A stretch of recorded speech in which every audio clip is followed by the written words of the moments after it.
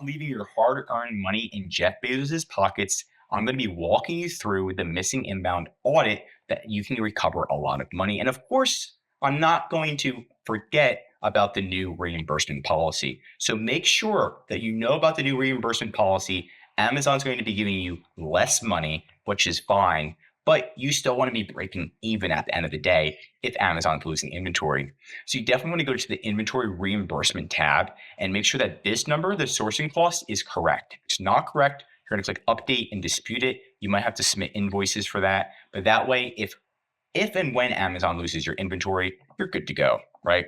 Now, what you want to do is you want to make sure that we're going to be doing inbound discrepancy claims, right? So anytime you send inventory, so if I send 100 of these into Amazon, what happens is that Amazon loses about 50% of them or 20%. Hopefully they lose none. They might take a few, right? And that's going to cost me at the end of the day. We don't want that to happen. If it does happen, it's okay. They reimburse me. So we're going to make sure that we are on top of it. So they are giving reimbursements where necessary.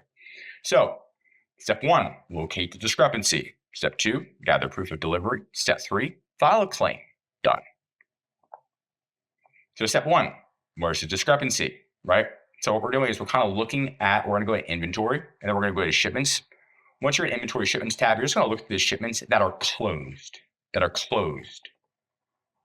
And then you're going to see any expected units. That's how many that were supposed to show up at Amazon, right? And it looks like we're missing one. And it's closed. Looks like we're going to make some money. So we're going to click track shipment right here. Once you click track shipment, it's going to take you to this. And you can see 19 out of 20. We're supposed to be there. So we're going to go to contents. Action required. Looks like we have to dispute this, right? So this is where we go here. We click research missing units. And then we're going to provide proof of delivery. Now you should have proof of delivery. There should be a stamp for this one specifically. And then it's going to kind of go from there. If you shipped it via FedEx, UPS, just go to the website, take a screenshot. They're going to have that info at the end of the day. This one was shipped via freight, so it's a little bit different. It's like a little special stamp and things like that. We upload it, makes a case ID. Then we just follow up with that case ID to make sure we are getting reimbursed. But Amazon is very good at giving reimbursements for these. So just keep that in mind. It does take a while though, if you don't know what you're doing. Next one up, Jeff is coming for your Amazon money.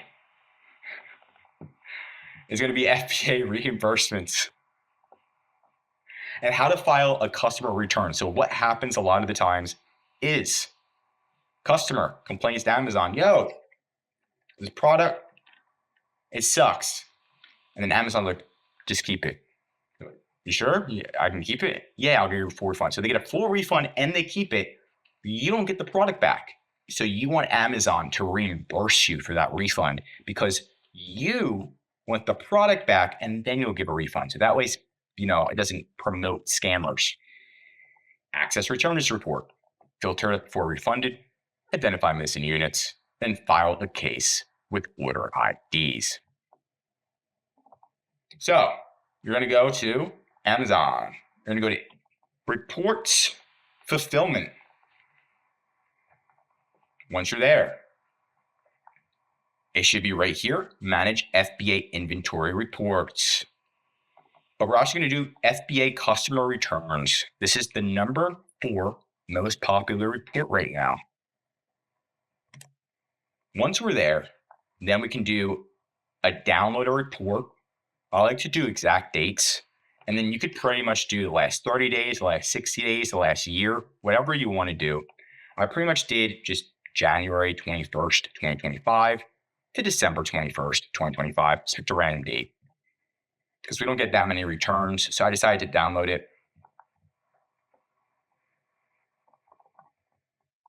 And this is what it looks like. Okay, so it's a little, not too user-friendly, but what we're seeing is these ones are sellable. Okay, so these are the people who returned it. Yes, they got a refund. Okay, but what we're saying is these are sellable. So these got put back into our inventory, which is great. They got put back.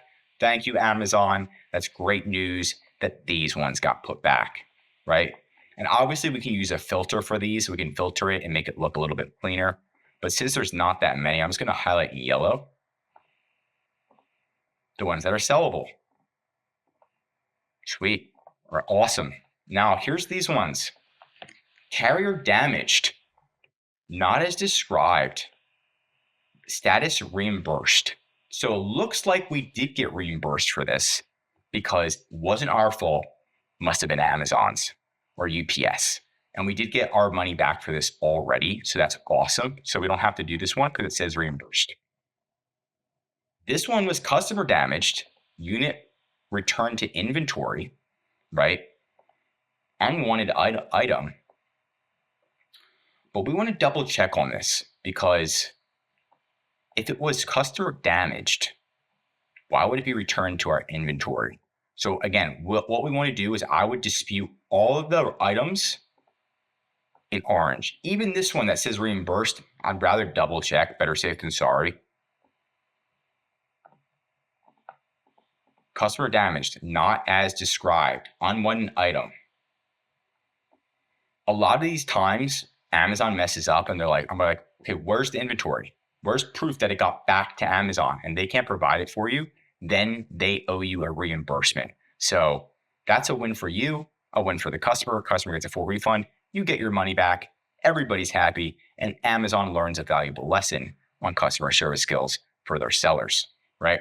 So it's a lot of different things here, and it's just going through one at a time. Once you go through them, don't get them all to Amazon at once. You're just going to open up a case, and then you're going to follow up with that case. But I would say max 5 order IDs at once. That's usually kind of like the maximum you can do before Amazon gets super confused and doesn't help you. Doing one at a time is even better, but then it can get too tedious.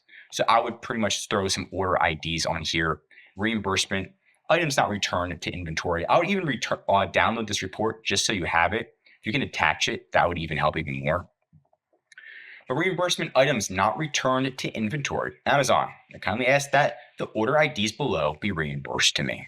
I verified that the inventory was never returned to my inventory or their order IDs, right? See what they say. They should be given reimbursements. If not, where's the inventory at? Do they have proof? Give them a little bit of a hard time. And if they can't provide proof, then you can escalate it and get reimbursed for that. It's not going to be that difficult to do it, but that's it in a nutshell. And if you need help with inventory or anything Amazon, we are Amazon experts. Links right in the description. I'm Josh Hackett, CEO, signing out.